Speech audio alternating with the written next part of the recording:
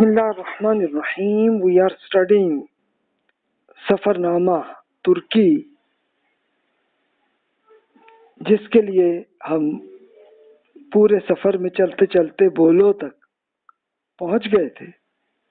तो आज हम आगे चलते हैं, आगे देखते हैं कि क्या हुआ।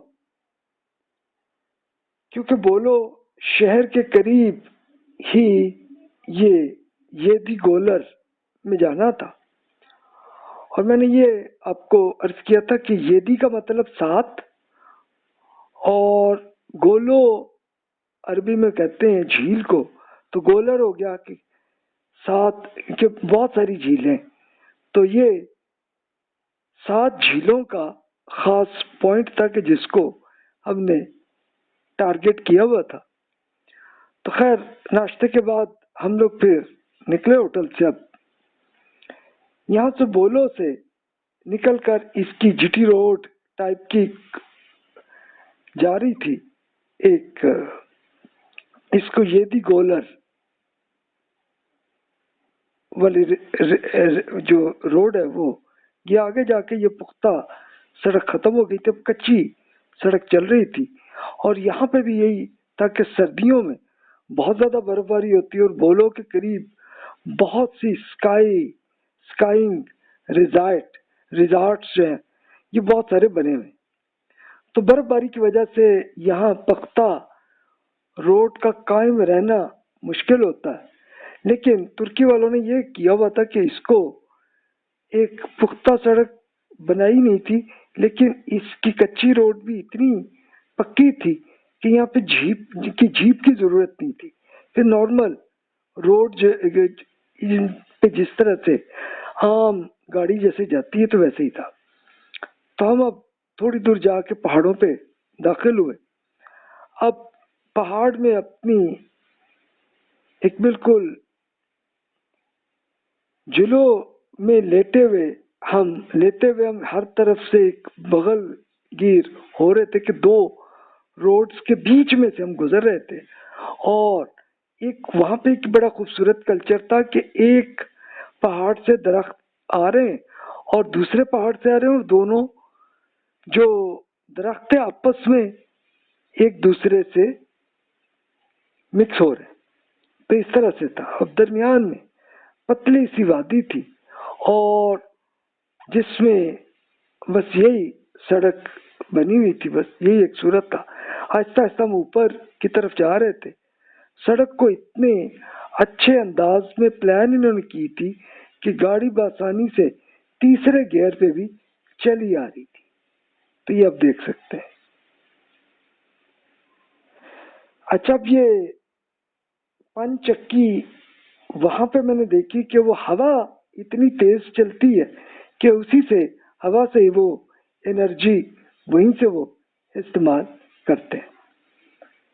और इंतहाई सब्जा था, और यहाँ पे मवेशी चरते हुए इधर उधर जा रहे थे, और सब्ज पौधों में एक सुर्ख पौधा भी नजर आ रहा था। अभी जुलाई की आखिरी अयाम थी, इसने कुछ जल्दी कर दी थी।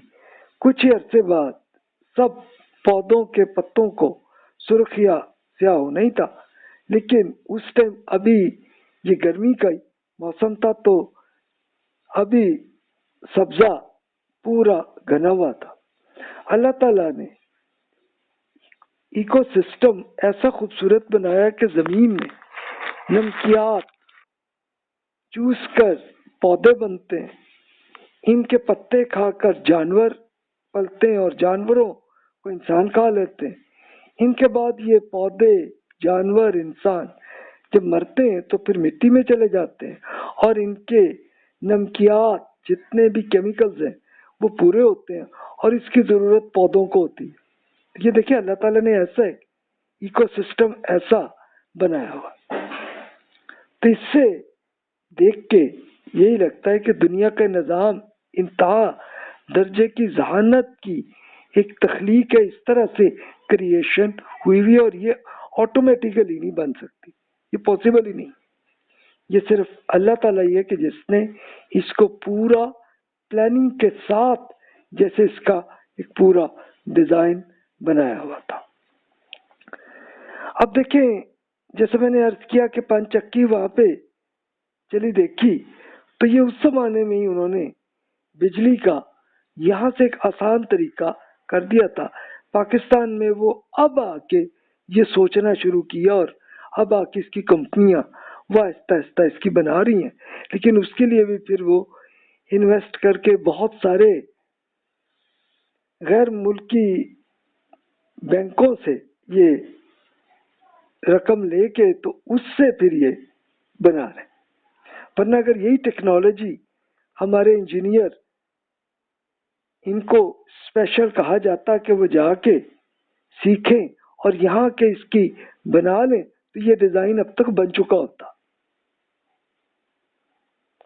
اب اللہ تعالیٰ کے لیے ہمارے یہاں بے پناہ انرجی اویلیبل ہے، پانی، دھوپ، پھر پانی کے ذریعے تو ہمارے یہاں آتا ہے، تو یہ سب انرجی اللہ تعالیٰ نے دی ہوئی ہے۔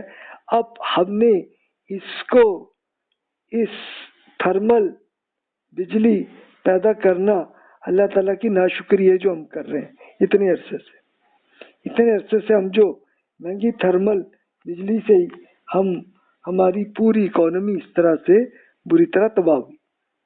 یہ غلطی ہے جو ہم اپنے 15-20 سال سے کر رہے ہیں، ورنہ یہی ہوا اور پانی کا اب سے 1990 کے زمانے میں کرتے تو اب تک تو انرجی کا مسئلہ ہی نہ ہوتا۔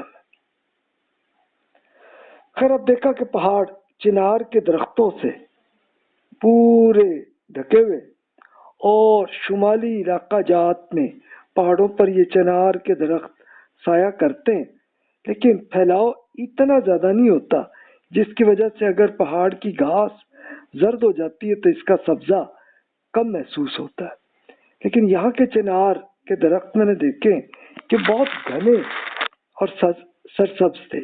یہ ایک فرق دیکھا ہے میں نے کہ جس طرح سے انہوں نے پودوں کو یہاں ایسا ڈیولپ کیا۔ ایک دو مقام پر دو راہیں تھے، تو یہاں پہ خیر میں نے پوچھنا پڑا، تو جس کا میں نے پہلے ہی لیکچر میں نے وہی مثال دی تھی کہ ایک صاحب یوں لگ رہا تھا کہ جیسے وہ کسی بینک مینیجر ہے، لیکن وہ پورے ٹریکٹر کے اندر بیٹھے تشریف لائے۔ میں نے اشارے پہ روکا تو میں نے ان سے پوچھا، تو انہوں نے تقریر کر کے اپنی ترکی زبان میں اور اشاروں سے خیر بتا دیا۔ تو خیر ہم چلے، تو اب گئے تو پھر ییدی گولر تک جا کے پہنچے، تو یہ ترکی کی حکومت کا ایک نیشنل پارک ہے کہ جس میں روڈ کے ساتھ دونوں جانب جھیلیں نظر آ رہی تھیں۔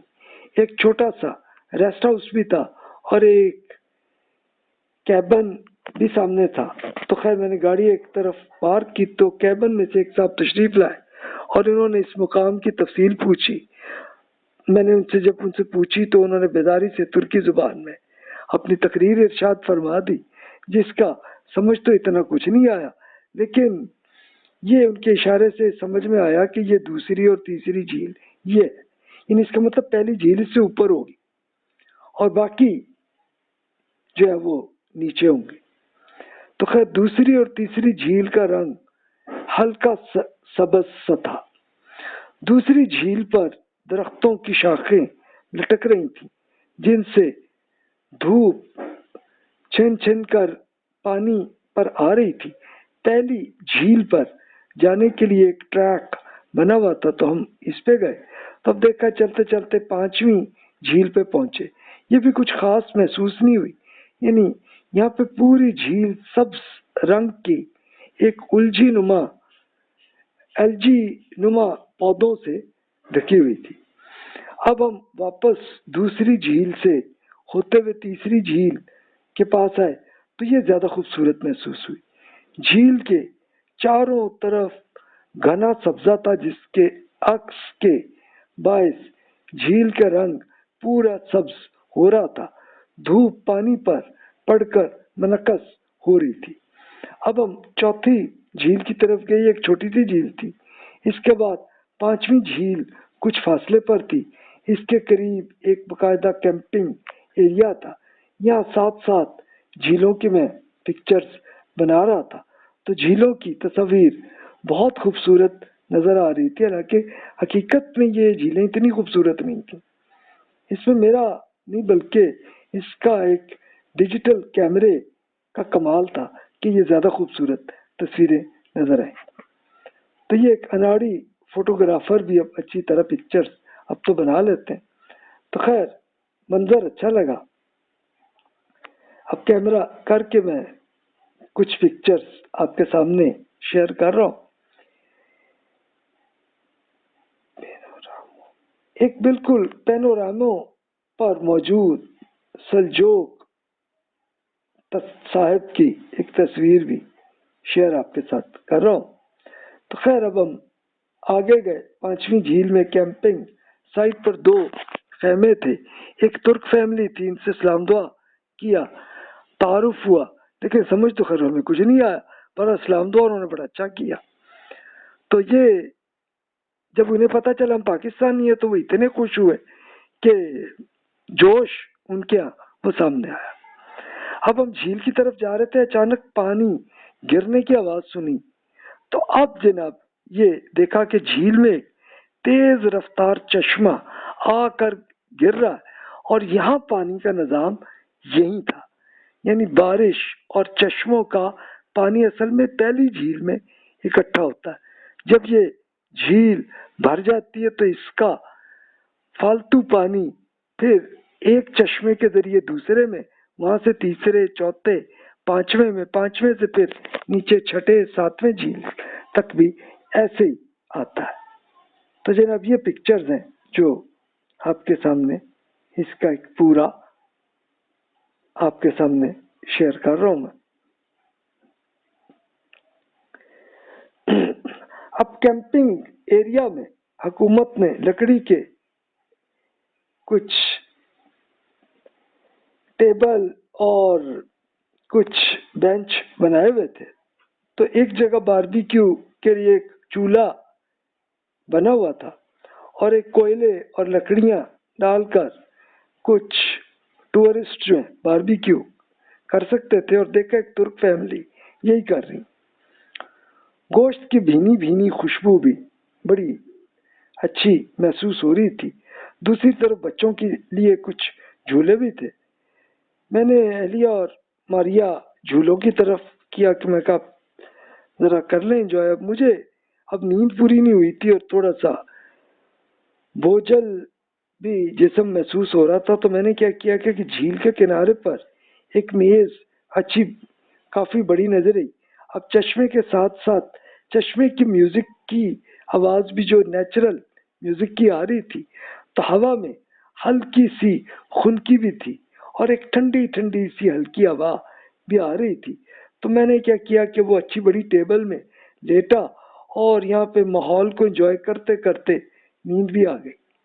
1 घंटे के बाद आंख खुली तो नजर क्या आया कि तुर्क भाई जो है वो लकड़ी वाले बंद में रखकर ताजा ताजा चिकन टिक्का भेजा था उन्होंने। अब इस नेमत से इंसाफ न करना तो न शुक्री होती। चुनाचे मैं जिबड़ों को जैसे भी मुशक्कत से मैंने उसका वो जो बंद है उसको तोड़ा किसी तरह, और उसके बाद उसकी बारबेक्यू जो है वो खाई, और देखा तो वो फैमिली को भी वो मिल चुका था। अब ये तुर्की हजरात जब उन्हें यही पता चला कि ये पाकिस्तानी आए हैं तो वो गिफ्ट के तौर पे हमारे पास ले आए थे। ये कोई वो हमें बेच नहीं रहे थे। अब ये तुर्क असबियत एक है जिसे असबियत तामीरी कहते हैं, यानी एक असबियत तो होती है ना तासुब के साथ, तो वो तो मनफी होती है कि जिसमें दूसरी कौमों के साथ नफरत करना।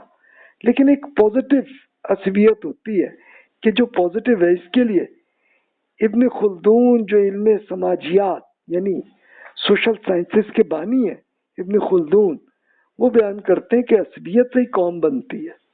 इंसान के अंदर ये जज्बा होता है कि खुद को एक ग्रोह या कौम का हिस्सा समझता है। किसी कौम में ये जज्बा जितना ताकतवर होता है तो इतनी कौम मुत्तहिद होकर तामीर की तरफ टिराते हैं, यानी एक नई नई क्रिएशंस पैदा करते हैं, नए नए आइडियाज आते हैं, इसको इस्तेमाल करते हैं, तो फिर पूरी टेक्नोलॉजी अच्छी बनती है। लेकिन दूसरी कौमों से जब नफरत आए तो वो उस पर फिर वही असबियत जो है वो तबाही की तरफ आती है। ये वही first world war, second world war में जो कुछ हुआ, तो एक दूसरे की असबियत के खिलाफ ही कौमें आपस में लड़ी, तो पूरा यूरोप ही एक दूसरे को तबाह करके बैठ गए थे। तो ये हुआ था। अच्छा, मुसलमानों के यहाँ भी यही हुआ कि उन्होंने ये, लेकिन जब जिस जिस कौम ने भी एक पॉजिटिव अपनी असबियत को इस्तेमाल किया क्रिएशन में, तो फिर उसके जरिए देखिए कि कैसे कैसे executives, doctors, engineers, business executives, इन्होंने कैसे डेवलप किया, तो इसका फिर पॉजिटिव असरात भी आए। दोनों तरह के आप असरात देख सकते हैं। तो इसके असरात पे आप खुद एनालिसिस आप खुद कर सकते हैं कि हमारे यहाँ क्या सिचुएशन है। मैंने प्रैक्टिकली ये देखा कि पिछली नस्ल में हमारे यहाँ नेगेटिव तासुब वाली सिचुएशन गुजरी है, लेकिन अब आके अगली नस्ल में अब ये नजर आ रहा है कि ये पॉजिटिव असबियत हमारे यहाँ आ रही है। अल्हम्दुलिल्लाह, ये एक पॉजिटिव इंडिकेटर आ रहा है। तो इंशाल्लाह आहिस्ता आहिस्ता डेवलपमेंट की तरफ भी हम आएंगे। वो जो पुरानी कल्चर की एक मिसाल मैंने अर्ज की कि एक बार जैसे हुआ कि लोग जुलूस में शराब के बारे में एहतजाज कर रहे थे, और शुरू में पाकिस्तान में शराब पे पाबंदी नहीं थी। तो ये मेरे कोलीग है, उन्होंने खुद ये केस देखा कि जनाब लोग ये इसके खिलाफ पूरा एहतजाज कर रहे थे, और करते करते शराब की एक दुकान आई, तो एक साहब ने जाके सीधी ले जाके इस पे ऐसे आए के जाके उन्होंने इसी दुकान पे हमला किया। अच्छा, हमला एक होता तो जाके पूरी शराब को तबाह करते, लेकिन किया क्या कि उन्होंने शराब की बोतलें जो है ना वो लेके पहले चोरी की, उसके बाद एंड पे आके दुकान को जो है ना आग लगाई थी। तो ये थी नेगेटिव मिसाल। लेकिन पॉजिटिव मिसाल ये हो सकती है कि हमारे यहाँ मुस्बत अंदाज में आप अच्छी क्रिएशन करें कि जिससे इंसानियत को फायदा हो। अच्छा खैर, अब अपने उन भाइयों से बड़ा थैंक यू वेरी मच जैसे का, अब उनको पता नहीं समझ आया कि नहीं, लेकिन चलो इशारों से तो आ ही गया होगा। तो अब हम छठी झील की तरफ गए, तो अब रोड के दूसरी तरफ वो थी, तो देखा यहाँ पे भी कैंपिंग एरिया था, और यहाँ लकड़ी से बनी हुई एक छोटी सी मस्जिद भी थी। तो एक साहब मस्जिद की तरफ जा रहे थे और मुझे इशारा कर रहे थे, जमात जमात कह रहे थे। तो उससे अब जोहर का टाइम हो रहा था, तो मैंने चश्मे के पास देखा तो एक बाकायदा एक इस तरह का एक पानी बह रहा था वहां पे। तो मैंने वहीं पे जाके वजू किया, लेकिन इतना ठंडा था कि पाँव बिल्कुल मुंजमद होने लगे। अब धूप भी सामने नहीं आ रही थी, अब हल्की सी सर्दी आ रही थी, हालांकि जुलाई थी। अच्छा, मस्जिद में अजान एक साहब कर रहे थे, तो अब देखा तो बहुत सारे लोग जो है वो आने लगे मस्जिद की तरफ, और छोटी सी मस्जिद फुल हो गई। अब नमाज से जब हम फारिग होकर निकले तो खवातीन अब सब जाके मस्जिद में इकट्ठी होने लगी। तो ये देखिए कि पॉजिटिव उनका एक कल्चर नजर आया कि खवातीन भी पूरी तरह नमाज पढ़ रही थी। अच्छा, हम लोग जब नमाज पढ़ रहे थे मर्द, तो इन्हें शायद में कुछ अजीब टाइप के लग रहा था, इंग्लिश किसी को नहीं आती थी।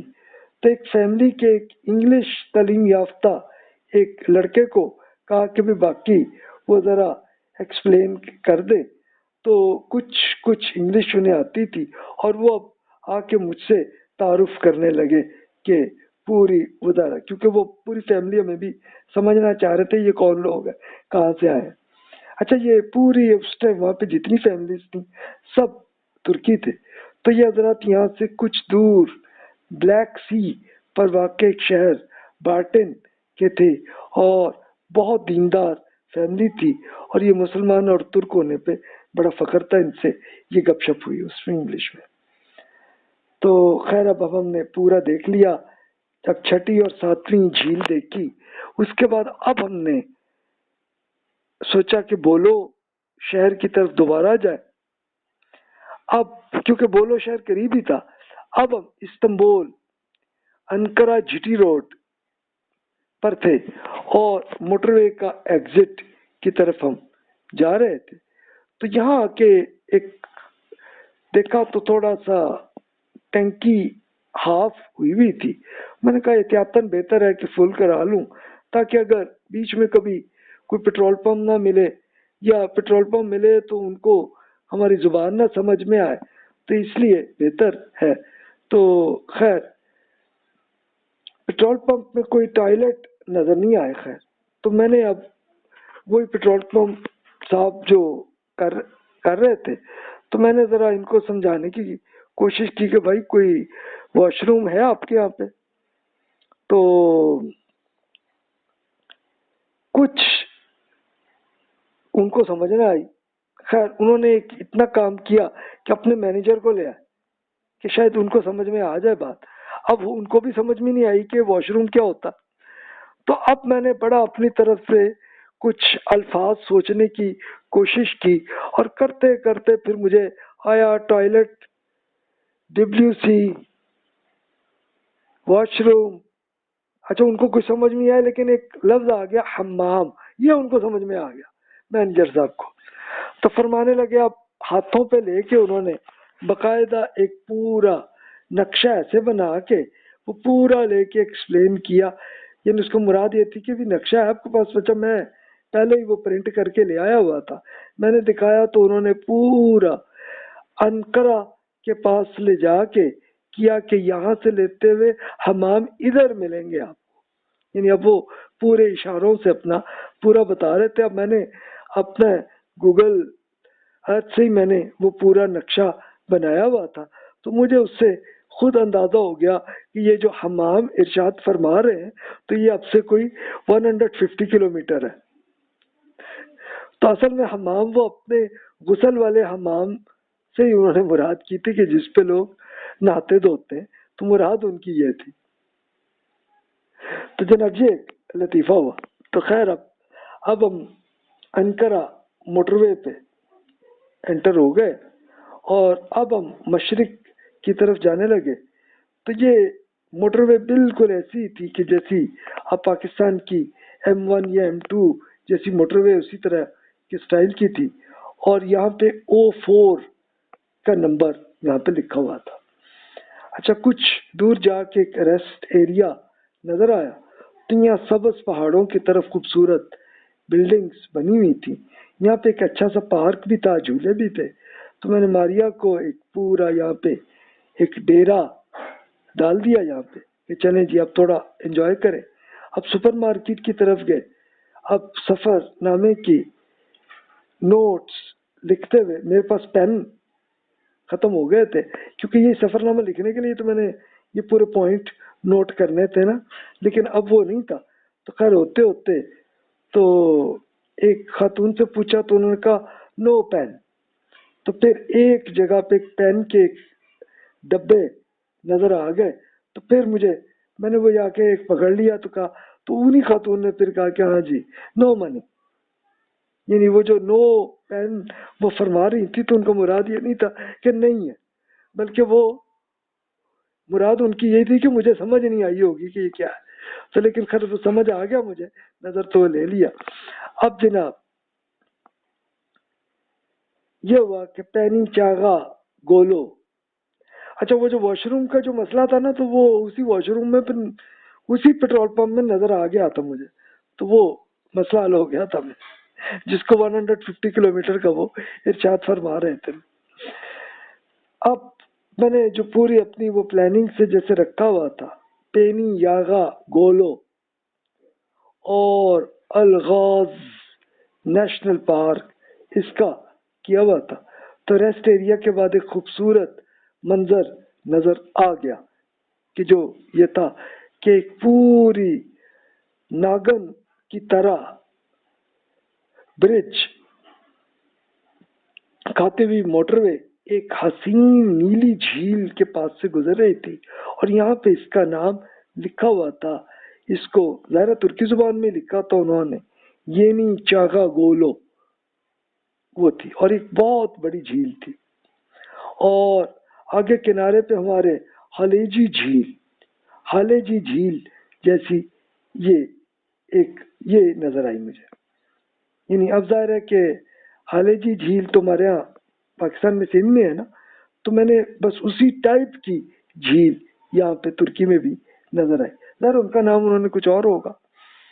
تو خیر آگے دیکھا تو ایک یینی چاگا قصبہ وہ نظر آیا، جھیل سے کچھ آگے آئے تو ایک گریڈی ایک قصبہ نظر آیا، یہاں پہ ہمیں موٹر وے سے نکلنا تھا، کیونکہ موٹر وے تو سیدھی اب انقرہ کی طرف جا رہی تھی نا، لیکن ہم نے یہاں سے نکل کے ہم نے بلیک سی کی طرف جانا تھا، تو یہاں پہ ایک شہر سامسن بالکل بلیک سی کے ساتھ ہی یہ اس شہر تک جانا تھا، تو اب ہم عام روڈ پہ آ گئے، تو یہاں ٹول پلازا تھا، 11 لیرا ٹول وہ دیا، جو مجھے کافی زیادہ محسوس ہوا۔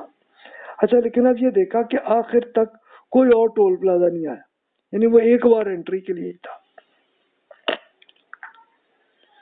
اب ہم کیونکہ پاکستان میں تو ہمیں ہوتا ہے نا کہ ہر 40 کلومیٹر پہ آ جاتے ہیں ٹول پلازے، لیکن ترکی میں ایک ہی رکھا انہوں نے۔ اب ہم دو رویہ اونچے نیچے روڈز پہ جا رہے تھے، اور روڈ اچھا تھا، پر تاریخی شہر سفران سفر ان بولو کو جانے والے روڈ، اب ہمارا سفر ان بولو کی طرف بھی منہ ہو جاتا تھا، اور کبھی ہم اسی طرح جا رہے تھے سامسن کی طرف، تو اب یہ اس طرح کی شکل آ رہی تھی۔ اب ترکی کے قدیم گھر بھی نظر آ رہے تھے، لیکن یہاں ہم جا نہیں سکے، لیکن بہت پرانے زمانے کے گھر وہ نظر آئے۔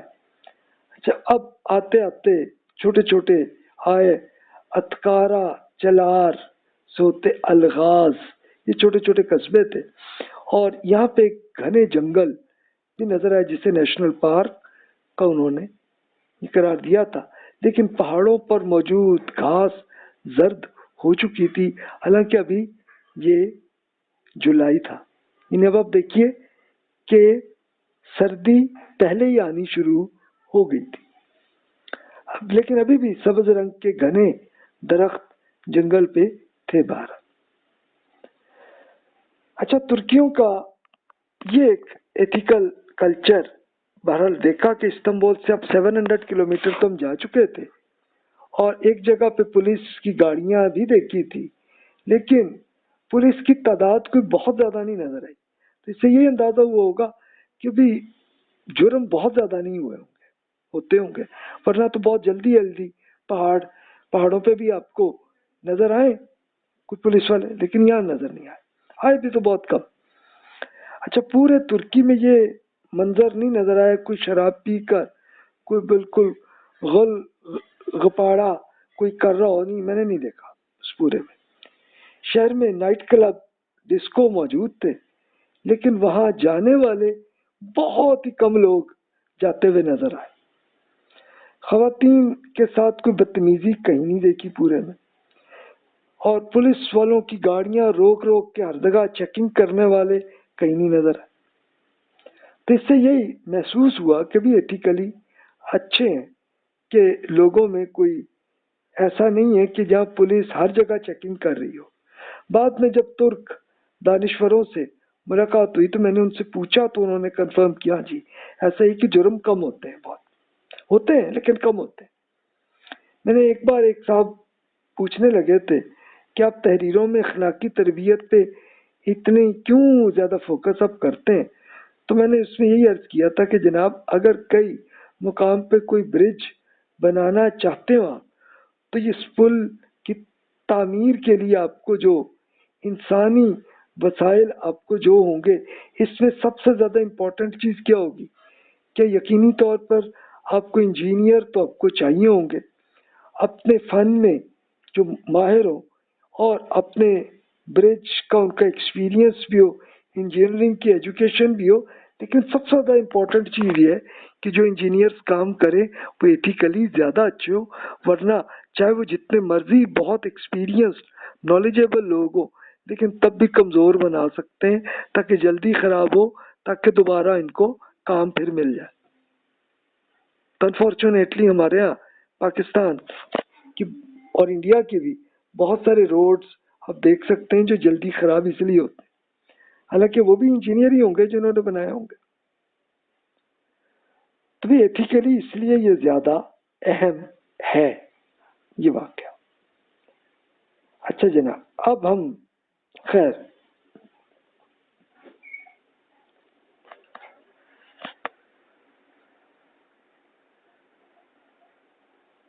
اب جناب توسیہ کے چاول، اب یہ کیا؟ اب ہم آگے چلتے چلتے آگے دیکھ رہے تھے ہری بھرے کھیت، اب ایک جگہ فصل دیکھی تو پک رہی تھی اور کھیتوں کا رنگ بالکل یلو ہو گیا تھا، آگے توسیہ کا علاقہ تھا جہاں چاول کا کھیتوں کا یہ پورا علاقہ تھا، اور یہ اب ظاہر ہے کہ یہاں پہ چاول کہ اب یہ بالکل نکل آئے ہوں گے۔ ایک جگہ دیکھا ایک نیلی جھیل نظر آئی اور اللہ تعالیٰ کی قدرت کے پورے مختلف رنگ نظر آ رہے تھے، ایک تنگ سا دریا بھی نظر آیا کہ ایک ہمیں ہماری اپر جیلم نہر جیسا بالکل ایسا محسوس ہوا۔ آگے دریا پہ آئے تو اب کافی کی خواہش ہو رہی تھی، لیکن ترکی میں کافی کا استعمال بہت کم ہی کہیں نظر آیا، ہر طرف چائے نظر آئی، اور سعودی عرب میں ٹرکش کافی نظر آتی تھی لیکن ترکی میں نہیں نظر آئی۔ ایک ریسٹ ایریا نظر آیا تو میں نے ہوٹل میں گیا، یہاں کافی مل گئی، خیر وہاں پہ اب کافی کے اس کے بعد ایک برانڈ کے اوپر نیس کیفے لکھا ہوا تھا، تو وہاں سے پتہ چلا کہ اچھا جناب یہ مراد ہوتی کافی کی۔ اچھا سپیڈ میں نے 150 کی سپیڈ ہی رکھی ہوئی تھی۔ اب جستجو اور تحقیق بہرحال مزہ آتا ہے، یعنی ٹورزم میں اگر کوئی آپ کسی بس میں بیٹھے ہو اور کوئی چلا رہا ہو اور آپ جا رہے ہو تو اتنا مزہ نہیں آتا، لیکن آپ خود اگر کر رہے ہو، کوئی ڈرائیو کر رہے ہو، یا ایون مغربی کلچر میں لوگوں کو آپ نے سنا ہوگا پڑھا ہوگا کہیں کہ وہ موٹر سائیکل یا سائیکلز کے ذریعے ٹورسٹ ان کے کرتے ہیں، اس میں زیادہ مزہ آتا ہے۔ اصل ایک یہ چیز ہے، یعنی قرآن مجید میں بھی آپ غور کریں تو یہی ہے والذین جاہدوا فینا لنہدینہم سبلنا، جنہوں نے ہماری راہ میں جستجو کی ہم ضرور ضرور انہیں اپنی طرف راستہ دکھا دیتے ہیں۔ تو جیسے بالکل ہدایت کی طرف ہم جائیں تو اللہ تعالیٰ ایسے ہدایت دیتا ہے، تو سیم ایسے ہی ٹورزم میں بھی ایسے ہی انسان کو ایسے کچھ نہ کچھ تجربے سے آپ کو کچھ نہ کچھ چیزیں مل جائیں۔ تو جناب جی، لیکن اگر تعصب اور فرقہ واریت ہو تو پھر انسان کا دل وہیں پہ بند ہو جاتا ہے۔ انفارچونیٹلی یہ صورتحال ہے۔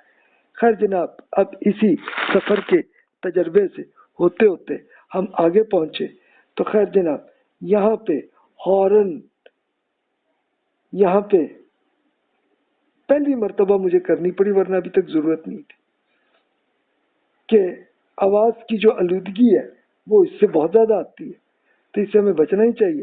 تو وہاں پہ ایک جگہ ہی ہمیں بہت مجبوری سے ہوئی ورنہ ضرورت نہیں آئی۔ تو خیر اب ہم آگے دریائے کی وی ایلر پارک پہ ہم پہنچے تو ایک سرخ دریا ہمیں نظر آیا، اور یہ ہوتے ہوتے اب ہم سامسن شہر کی طرف انٹر ہونے لگے۔ سامسن شہر کی یہ اہمیت ہے کہ 1990 میں مصطفیٰ کمال نے اپنی جنگ آزادی کی آغاز یہاں سے کی تھی۔ تو انشاءاللہ اگلے لیکچر میں تفصیل سے آپ سے شیئر کرتا ہوں کہ مصطفیٰ کمال صاحب کی تحریک تھی کیا اور اس سے انہوں نے کیا کیا۔ اس کو انشاءاللہ اگلے لیکچر میں بات کرتے ہیں۔ السلام علیکم ورحمۃ اللہ وبرکاتہ۔